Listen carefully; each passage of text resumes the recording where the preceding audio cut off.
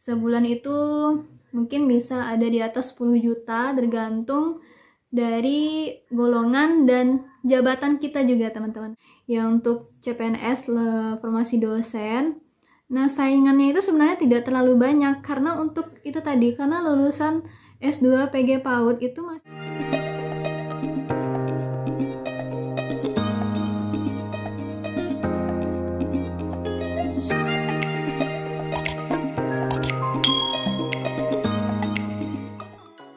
Assalamualaikum warahmatullahi wabarakatuh. Yap, kembali lagi bersama aku Fitri Acu. Oke teman-teman, hari ini aku bakal membahas mengenai prospek kerja atau peluang kerja untuk tamatan S2 jurusan PG PAUD gitu. Jadi karena kebetulan aku juga lulusan S2 PG PAUD, S1 juga PG PAUD, S2-nya juga PG PAUD, jadi senior teman-teman. Jadi kesempatan kali ini aku bakal bahas bagaimana prospek kerjanya untuk lulusan S2 PG PAUD, kemudian berapa gajinya, kemudian bagaimana proses kerjanya, dan bagaimana cara mendapatkan peluang tersebut. Nah, jadi jangan kemana-mana, stay for watching teman-teman.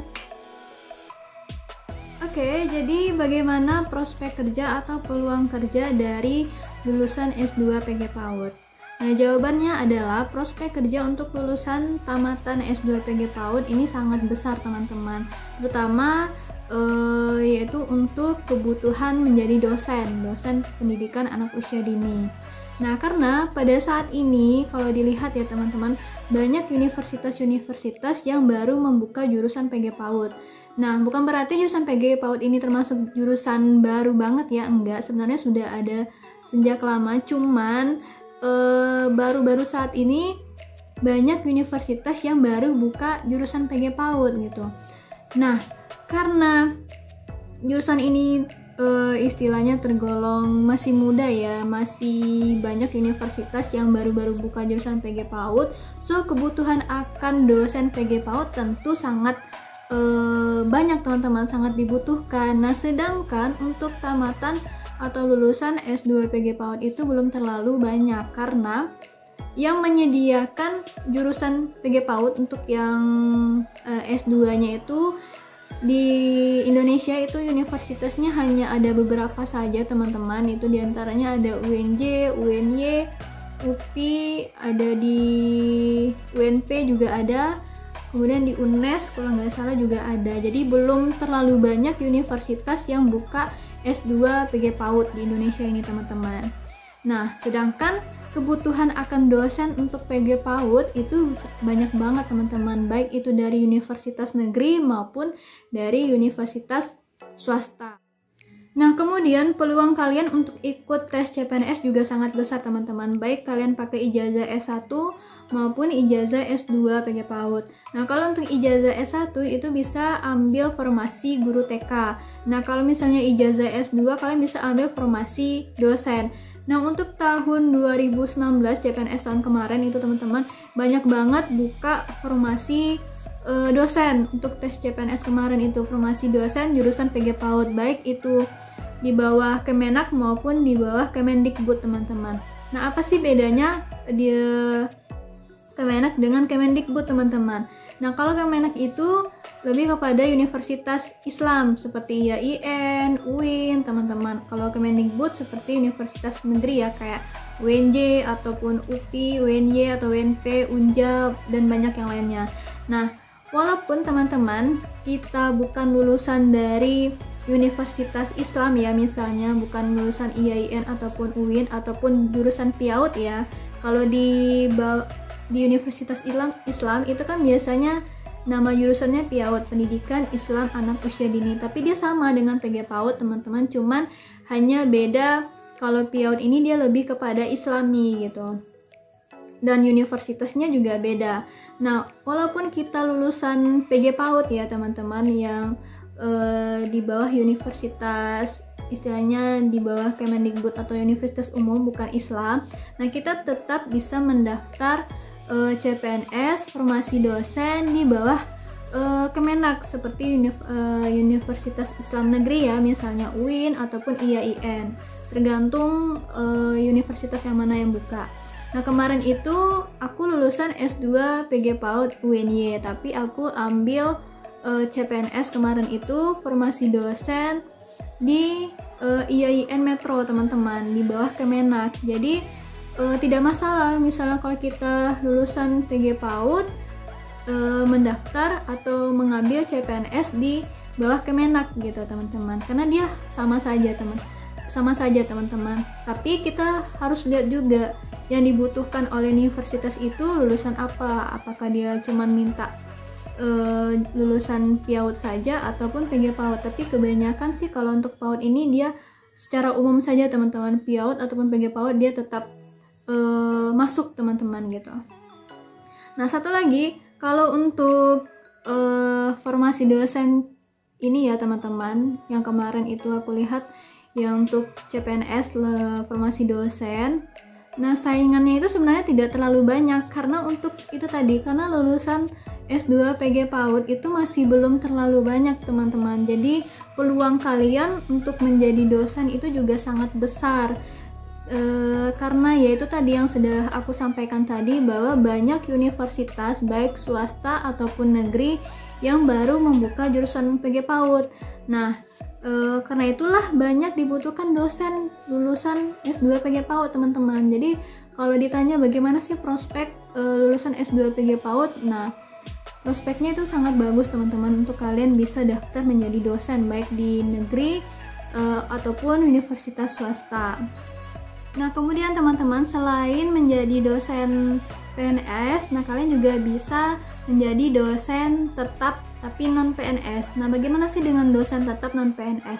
Nah, dosen tetap non PNS ini kita masuk melalui jalur tes yang dibuka oleh universitas tersebut teman-teman. Jadi bukan melalui jalur CPNS teman-teman.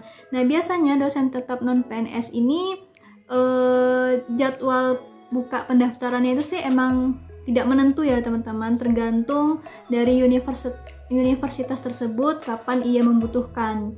Nah, jadi kita tidak bisa istilahnya tidak bisa menunggu-nunggu ini kapan ya bukanya. Jadi kalian harus gercep untuk mencari peluang, harus update dengan berita-berita mengenai lowongan untuk dosen PG PAUD ini teman-teman. Nah, kemudian kalau dosen tetap non PNS ini teman-teman, kalau untuk dari segi gajinya, dia ini sebenarnya hampir sama dengan dosen PNS. Dia memiliki gaji pokok, kemudian ada tunjangan-tunjangannya juga. Kemudian cuman bedanya dosen tetap non PNS ini dia tidak memiliki uang pensiunan teman-teman. Beda ya, kalau dengan yang PNS itu kan pasti ada uang pensiunannya. Kalau dosen tetap non PNS ini tidak ada uang pensiun karena dia ini diangkat oleh universitas itu sendiri teman-teman. Jadi bukan melalui CPNS atau pemerintah pusat seperti itu. Tapi kalau kalian menjadi dosen tetap non PNS ini istilahnya udah setara sih, udah hampir sama dengan kayak PNS, sesuai dengan golongannya kita juga. Dan kalau udah jadi ibarat karyawan tetap ya pasti tidak ada yang namanya PHK seperti itu, tidak akan ada yang namanya dikeluarkan dengan begitu saja. Jadi istilah kita emang udah menetap di situ dan kita udah punya yang namanya NIDN teman-teman. Nah, kemudian ada yang namanya juga dosen kontra atau yang biasa kita kenal dengan dosen terbang teman-teman, dosen luar biasa.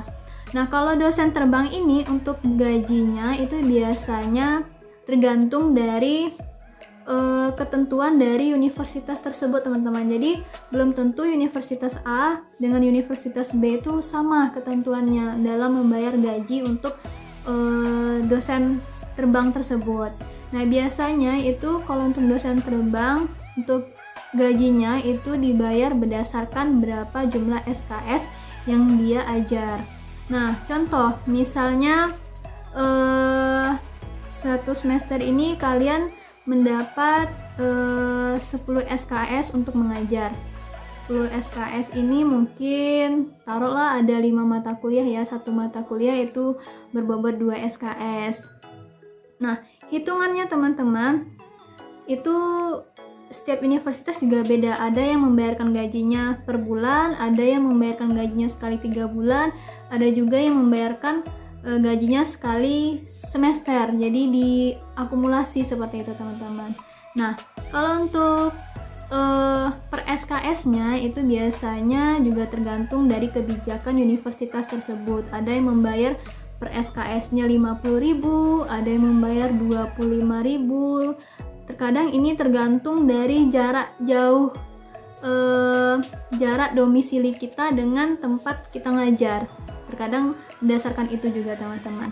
Nah, misalnya contoh satu SKS itu kita dibayar 50.000 teman-teman, 50.000 per SKS.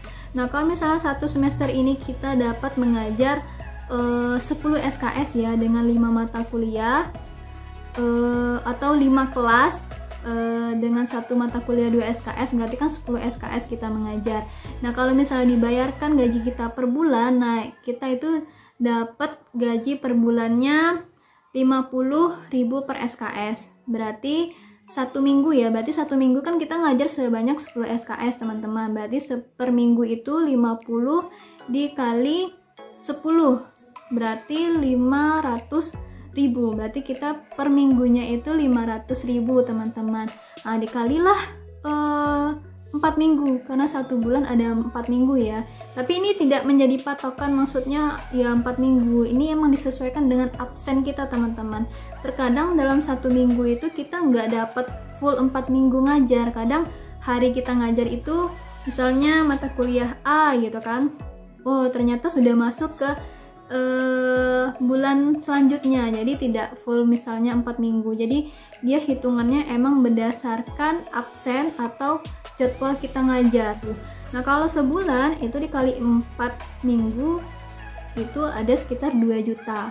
Itu uang gaji kita kalau dihitung per SKS-nya 50.000 teman-teman. Nah, kalau untuk SKS-nya ini biasanya sih emang beda-beda ya tiap universitas teman-teman. Ada yang bayar 50.000, ada yang 35.000, ada yang 25.000 teman-teman. Itu tergantung. Semakin banyak kita ngajar, semakin banyak SKS yang kita ajar, tentu semakin banyak juga gaji yang kita dapatkan. Nah, itu untuk dosen terbang teman-teman. Nah, tidak sampai di situ saja teman-teman.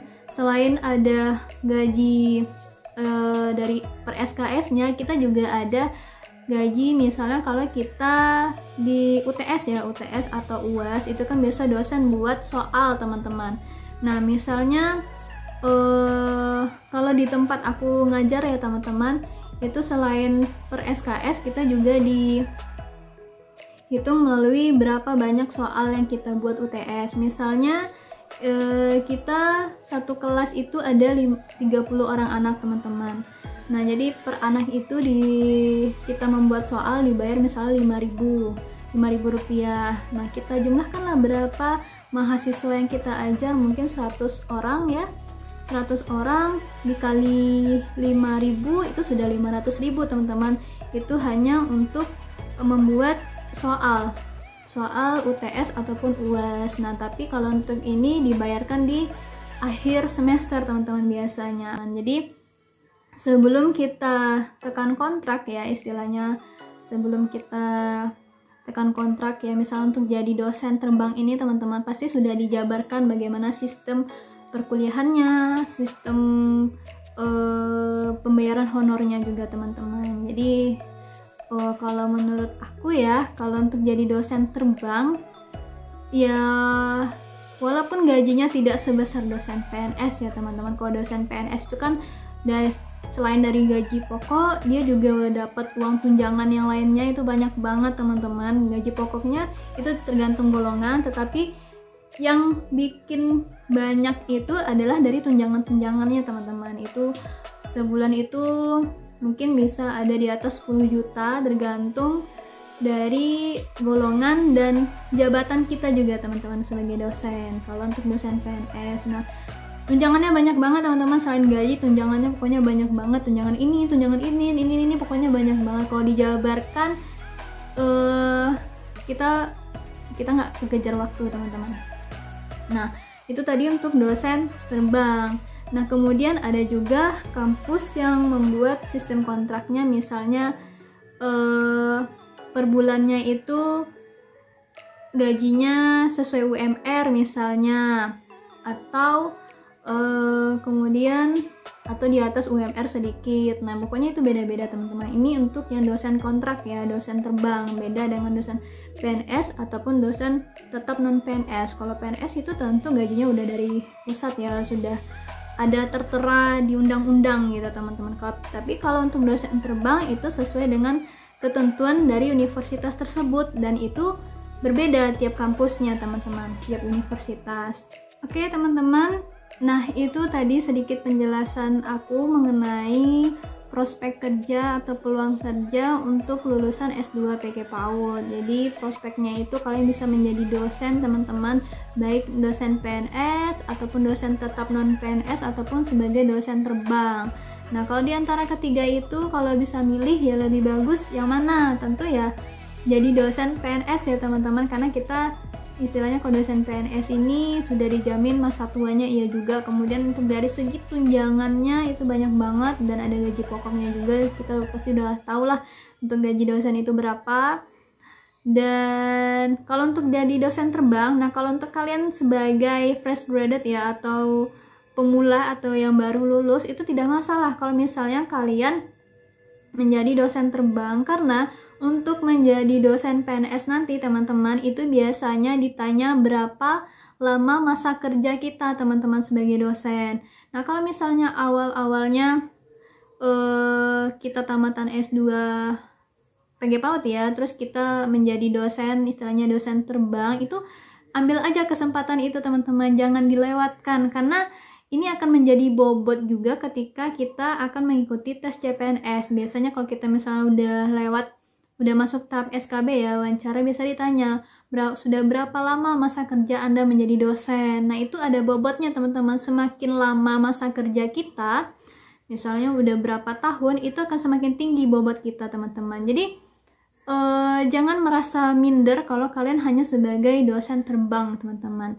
Nah sebenarnya untuk jadi dosen terbang ini, selain kalian mendapat pengalaman, kemudian kalian juga memiliki masa kerja yang cukup ya, istilahnya masa kerja yang lama juga gitu.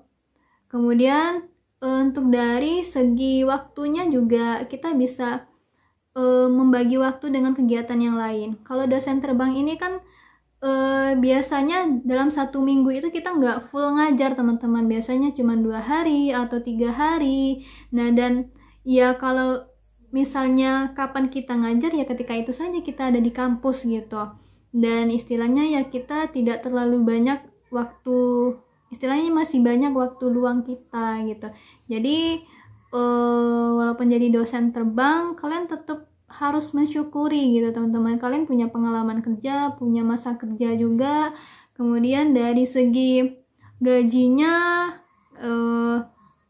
dan patut disyukuri juga teman-teman. Kemudian dari segi waktu, untuk menjadi dosen ini kita nggak harus on time tiap hari ada di kampus dari jam misalnya dari pagi sampai sore, enggak teman-teman ya, beda ya kalau misalnya orang kerja kantoran itu kan dari pagi sampai sore harus ada di tempat gitu ya, dan harinya pun tiap hari. Tapi kalau kita jadi dosen teman-teman, waktunya itu fleksibel teman-teman, bisa kita sesuaikan atau kita ngajar sesuai jadwal aja. Jadi dalam 1 minggu itu kita nggak full setiap hari, misalnya kita ngajar cuma 2 hari ya, 2 hari itu misalnya 1 hari kita ngajar 3 kelas, kemudian ya pokoknya dalam 1 minggu nggak full seharian, nggak full setiap hari teman-teman, dan gaji juga alhamdulillah gitu. Jadi kalian patut syukuri gitu, apapun bagaimanapun keadaan kalian, apa yang kalian punya patut disyukuri teman-teman, dan selalu melakukan kegiatan tersebut dengan ikhlas teman-teman, dan niatkan kita menjadi dosen, apapun kegiatannya itu niatkan emang kita mau men-share ilmu ke orang banyak, men-share ilmu ke mahasiswa, jangan hanya memikirkan semata-mata uangnya saja gitu, tapi banyak pengalaman yang kita dapatkan teman-teman, dan kemudian amalnya juga banyak juga, kita ngasih ilmu ke orang dan ilmu itu bermanfaat buat orang, itu kan menjadi amal jariah juga buat kita teman-teman. Jadi bersyukur banget, patut disyukuri apapun itu, mau jadi dosen terbang ataupun dosen tetap non PNS ataupun jadi dosen PNS ya, patut disyukuri.